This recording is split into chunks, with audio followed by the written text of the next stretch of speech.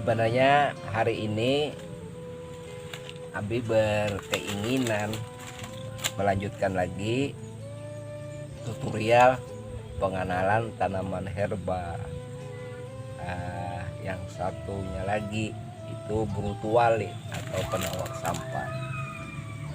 Nah, 3 tanaman yang berkhasiat obat ini Abi ingin sampaikan perlahan tetapi lebih dalam lagi.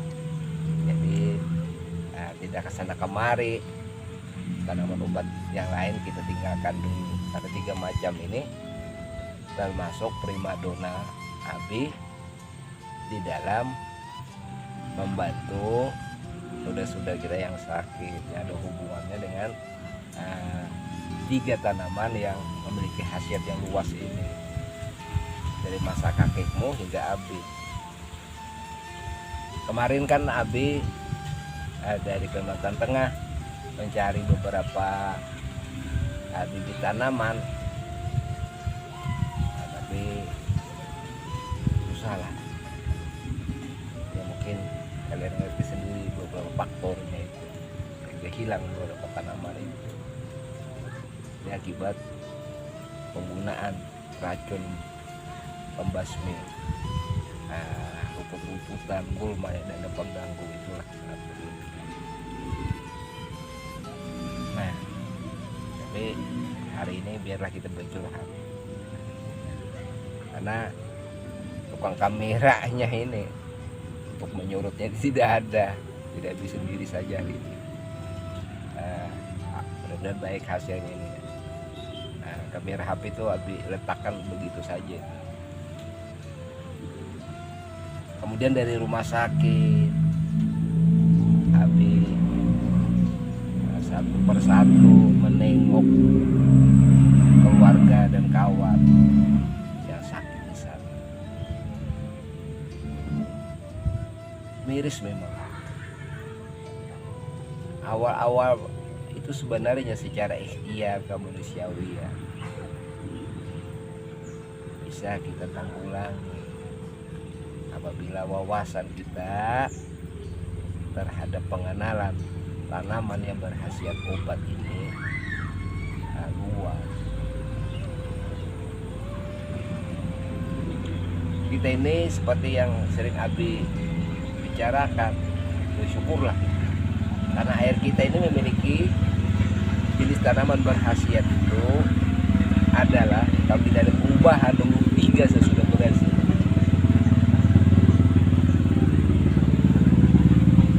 Jadi Korea dan Cina saja itu urutan ke-8. Yang pertama itu kalau tidak salah daerah Amerika Selatan atau daerah Columbia sana, itu tinggi tanaman berkhasiat obat. Sehingga beberapa jenis tanaman penghasil zat-zat yang berbahaya ada di sana. Nah, Abi ingin berbagi bahwa biaya yang dikeluarkan di rumah sakit yang ratusan juta, puluhan juta itu sebenarnya apabila wawasan kita terhadap khasiat tanaman obat yang ada di seputar kita ini, insya Allah itu bisa tertanggulangi, tidak semakin kronis seperti itu. Sebahagian pemahaman kita dan pengenalan kita terhadap budaya leluhur kita menggunakan tanaman obat ini tercuci, saudaraku, anakku, banyak. Nah, orang-orang tertentu ikut juga sebenarnya mencuci pengetahuan budaya kita tentang pengobatan ini, tentang penggunaan tanaman obat herbal ini. Sementara mereka sendiri meneliti, menanyakan tentang tanaman-tanaman obat yang ratusan tahun digunakan untuk menyembuhkan suatu penyakit. Mereka ambil simpelnya, mereka teliti.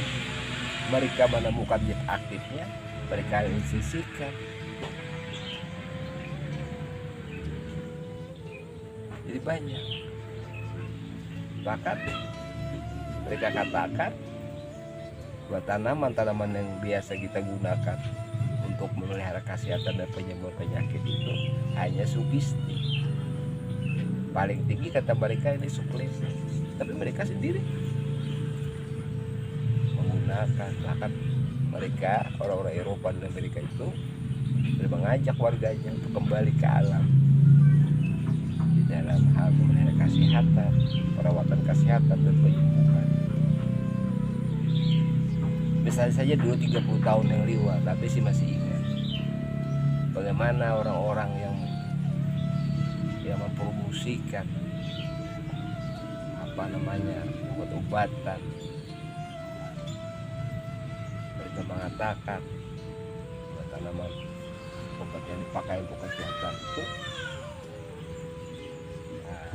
hanya suplemen, tidak menghasilkan obat. Mereka katakan itu mitos dan sebagainya. Bahkan beberapa makanan kesehatan kita yang tidak berbahaya bahkan bagus untuk kesehatan, kemarin itu juga mereka katakan sumber penyakit. Misalnya santan kelapa tradisional kita, mereka katakan sumber kolesterol. Ada Abi, keluarga Abi, ayah Abi itu sampai tiap hari menggunakan santan, minyaknya dari kelapa itu. Sehat-sehat saja, tidak ditemukan kolesterol. Mereka katakan bahwa sawit lah yang menghasilkan minyak yang bersih, yang higienis, berkhasiat. Para petani dengan sumber informasi yang menyesatkan seperti itu,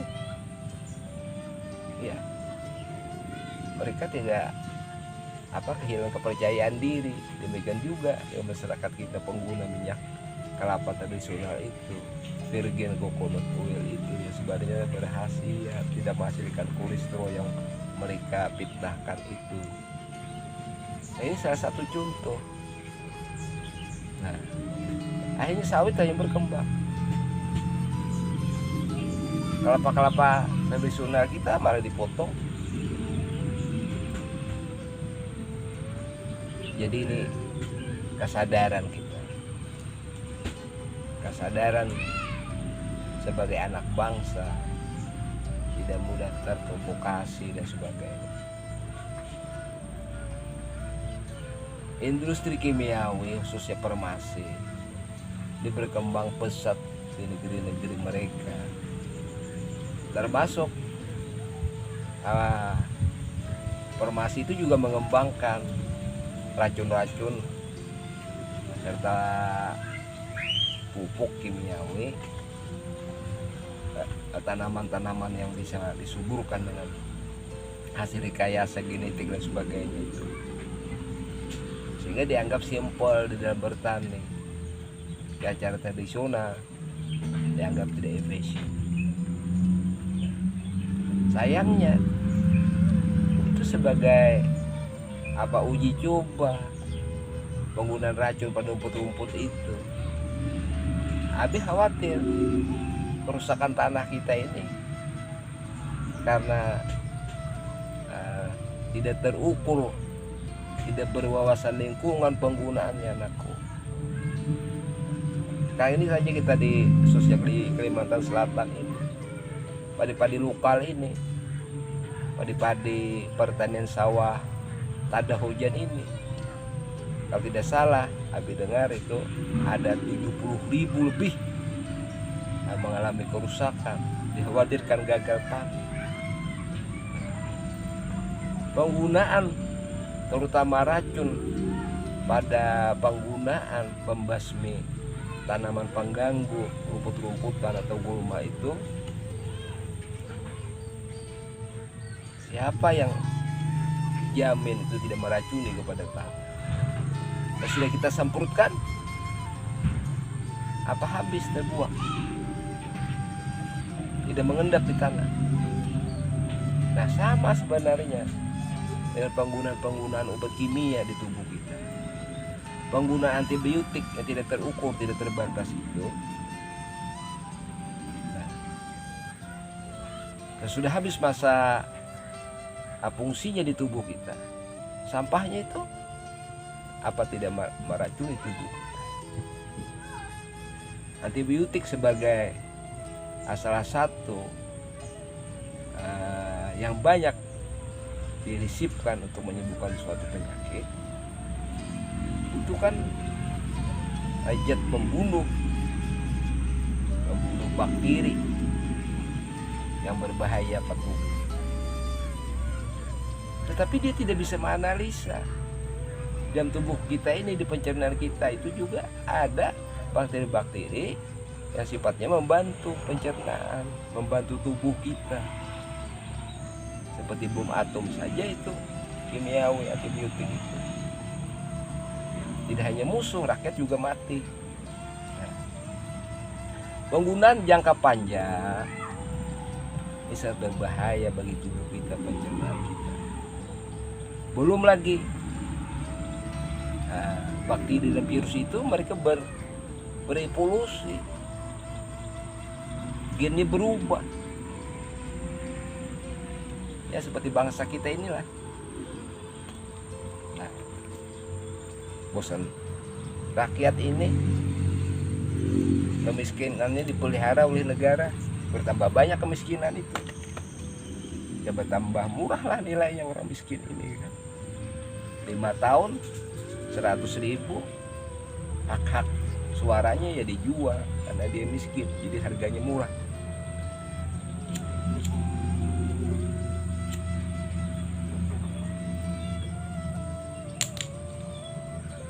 Sama kaitannya ini dengan tanah pertanian kita ini. Pupuk itu kalau menurut pendapat Abi, dia tidak menambah zat tanah, tetapi dia membungkar semacam doping lah kalau di tubuh kita. Jadi tanah kita itu dipaksa oleh pupuk dan obat-obatan pertanian itu untuk mengeluarkan kesuburan potensinya, pupusnya itu, ya kehabisan lah, kering lah dari sumber zat hidupnya tanah kita ini.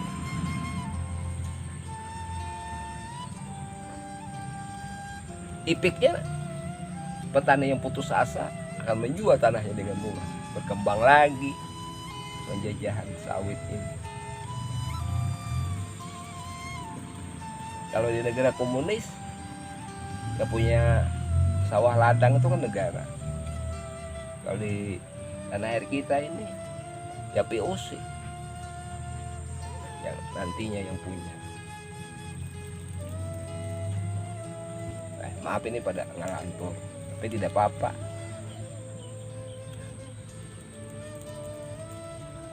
Maklumlah, Abi kan berbicara sama HP ini, sama rumput yang bergoyang. Ya tidak ada yang membahas.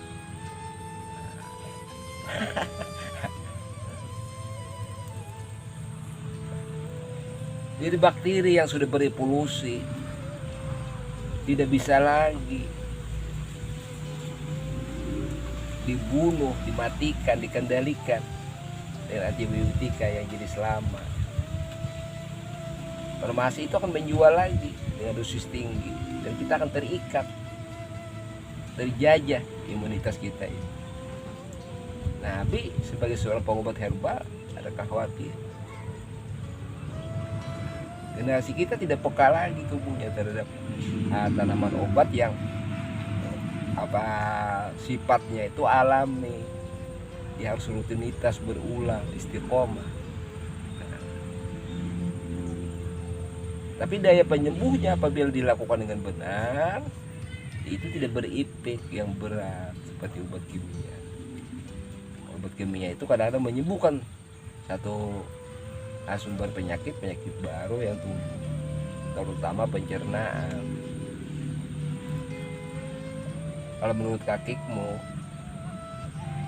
kita sakit ini secara fisik ya, mulai gangguan pencernaan, tapi mah itu hati-hati.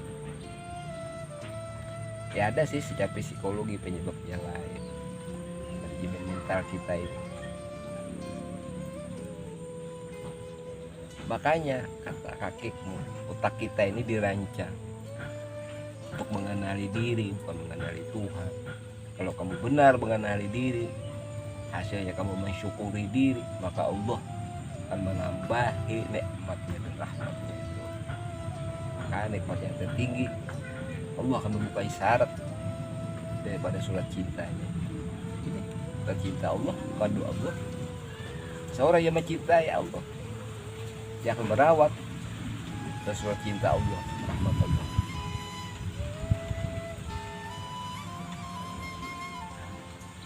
Ya itu dulu lah anakku, hari ini memang lebih kurang bersemangat, soalnya cita-citanya sih ingin membuka tutorial tentang herbal mutuali, tapi di kameranya dia punya kepentingan sendiri. Nah, harus menghormatinya. Dan ini ketauhidan, kita tidak tahu apa yang terjadi besok dan apa yang kita kerjakan besok. Tadi malam sih ini seperti ini. Allah yang Maha Kuasa, Allah yang